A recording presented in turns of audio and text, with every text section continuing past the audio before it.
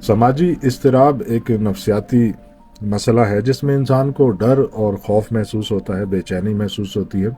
इंसान तनकीद से डरता है, लोगों से घुलने मिलने से डरता है, शादी ब्याह में तकरीबात में जाने से परहेज करता है, मार्केट में जाने से परहेज करता है, डरता है, शदीद खौफ का शिकार रहता है, बेचैनी का शिकार रहता है। और इसकी ये आदत जो है फिर उसे एक तन्हाई की तरफ ले जाती है।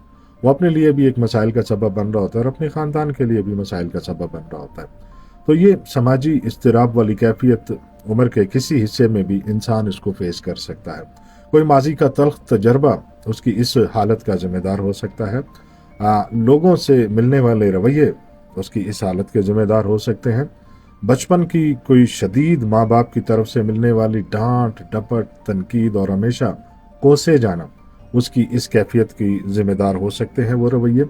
तो ये समाजी इज़्तिराब और समाजी बेचैनी, जिसे हम सोशल एंजाइटी के नाम से भी याद करते हैं, कि जहाँ पे लोग उस कैफियत में चले जाते हैं कि जहाँ पे वो लोगों से मिलना जुलना पसंद नहीं करते, किसी भी किस्म की एक्टिविटी को पसंद नहीं करते, बाहर जाना, पार्क जाना, मार्केट जाना, पिकनिक पे जाना, इवन के किसी गमी खुशी में भी शिरकत करने को वो अच्छा नहीं समझते और अपने एक कंफर्ट जोन में ही रहते हैं।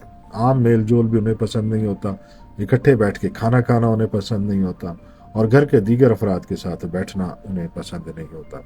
तो ये कैफियत होती हैं एक समाजी इज़्तिराब की, कि जिसमें आप कुल्ली तौर पे माशरती एक हजूम से कट के रह जाते हैं और तन्हाई का शिकार हो जाते हैं। इस नफ्सियाती कैफियत पे काबू पाया जा सकता है, जिसके लिए मुख्तलिफ अद्वियात भी इस्तेमाल की जा सकती हैं और कंसल्टेंट से जो है रुजू किया जा सकता है। इसके अलावा हम देखते हैं कि एक बेहतरीन एक तरीके से हम मुराकबे की क्लासेस लेके इससे छुटकारा पा सकते हैं समाजी इज़्तिराब से, और थेरापी करवाई जा सकती है। योगा की क्लासेस हैं वो इन मरीजों के लिए इंतहाई फ़ायदेमंद और सूदमंद साबित होती हैं।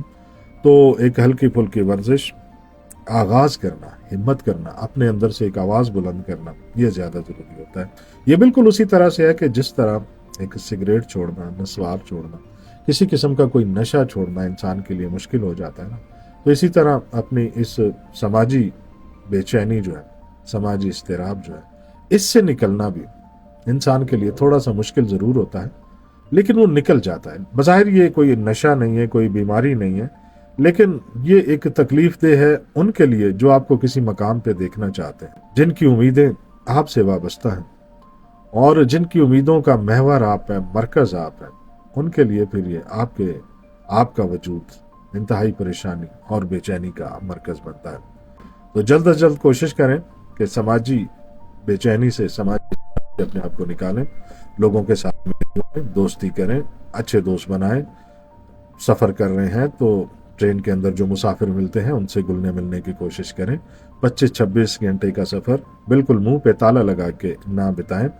प्लेटफार्म पे कोई गपशप करें, किसी को चाय पिलाएं, किसी से चाय पिएं, होटल में जाएं, थोड़ा सा वक्त स्पेंड करें, पार्क में जाएं, लोगों से मिलें, बस स्टैंड में, लोकल बस में सफ़र करते हुए कहीं ना कहीं मुलाकात लोगों से ज़रूर करें।